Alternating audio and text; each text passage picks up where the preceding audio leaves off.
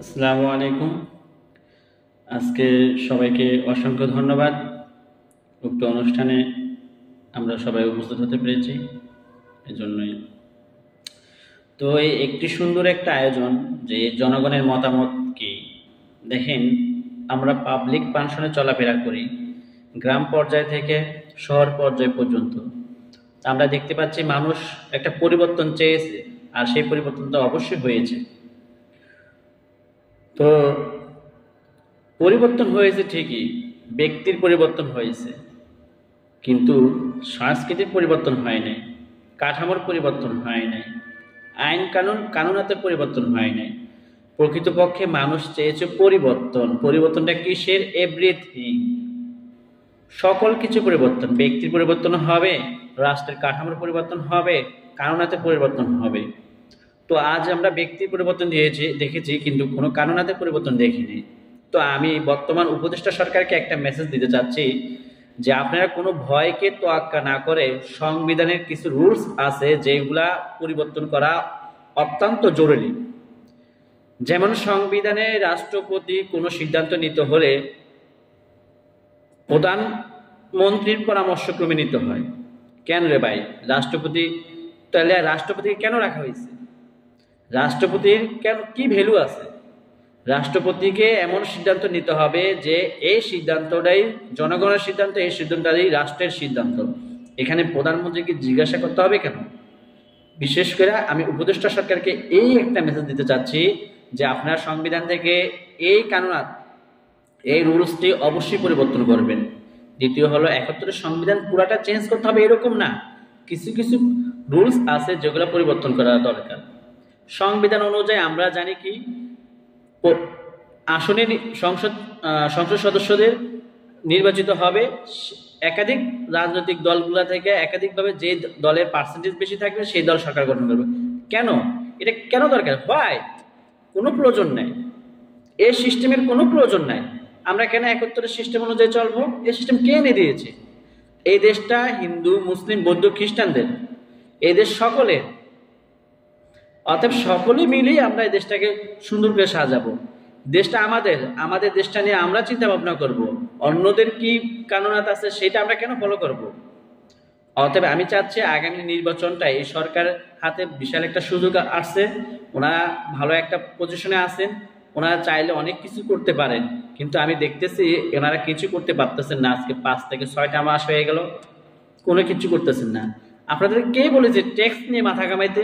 আপনারা কোন প্রকল্পটা হাতে নিয়েছেন? কোন উন্নয়ন কাজটা করতেছেন যে আপনাদেরকে ট্যাক্স দিতে হবে জনগণ? আপনাদের কিন্তু এই জন্য বসানো হয় নাই। টাকা যেগুলো আছে, যেসব টাকাগুলো বাইরে চলে গেছে ওগুলো ফিরানোর চেষ্টা করেন আপনারা। যে টাকা আছে দেশের ভিতরে ওটা দিয়ে কাজ করেন, দ্রব্যমূল্যের দাম কমিয়ে ফেলুন, মনিটরিং করেন, সবকিছু খোঁজ খবর রাখেন আপনারা, সবকিছু দেখেন, দেখে একটা নির্বাচন করুন। তবে নির্বাচনটা পূর্বের ন্যায় করেন না, আগে ইউনিয়ন পর্যায়ে নির্বাচন করুন, ইউনিয়ন পর্যায় থেকে শুরু করে আপনি পার্লামেন্টে নির্বাচন করে ফেলুন, শুধু সরকার গঠনের নির্বাচনটা বাকি রাখেন।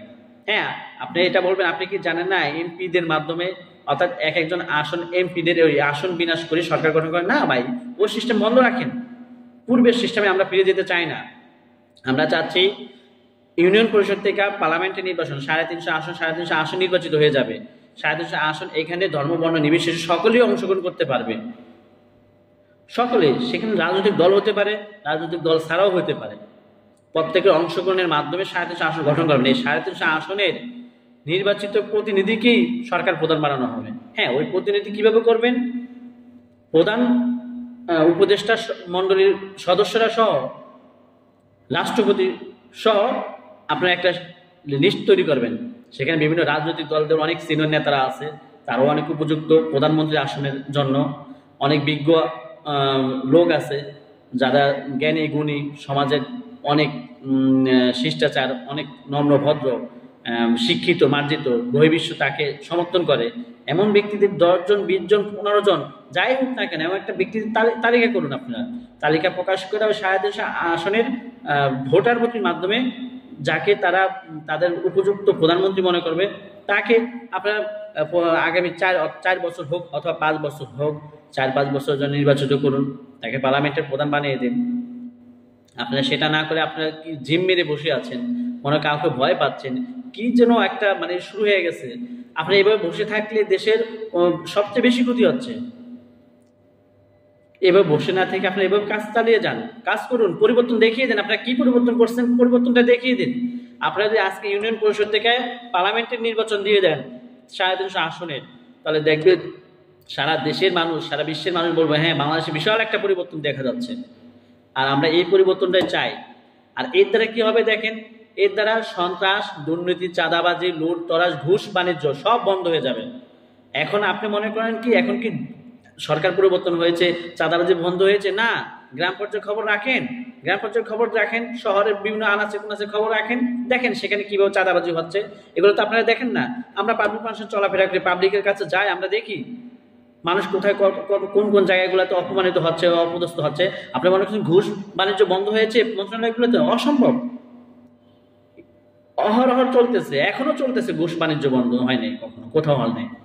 এখন খোঁজ খবর নেন, রাখেন। অতএব পরিবর্তন দরকার। আহামরি পরিবর্তন তো করতে পারবেন না, যতটুকু আপনাদের সামর্থ্য আছে, যতটুকু আপনাদের শক্তি আছে ততটুকু করেন। এই পরিবর্তনটা করে দেখিয়ে দিন। আপনারা দেখিয়ে দিন যে হ্যাঁ, আমরা যতটুকু আমরা ক্ষমতা পাইছি ততটুকু করতে পারছি। তো ভাই, এই পরিবর্তনটার মেসেজটি আমি সরকারকে দিতে যাচ্ছি, উপদেষ্টা সরকারকে। আশা করি উপদেষ্টা সরকার আমার এই মেসেজটা রাখবেন, তিনি পরিবর্তন করে দেখিয়ে দেবেন।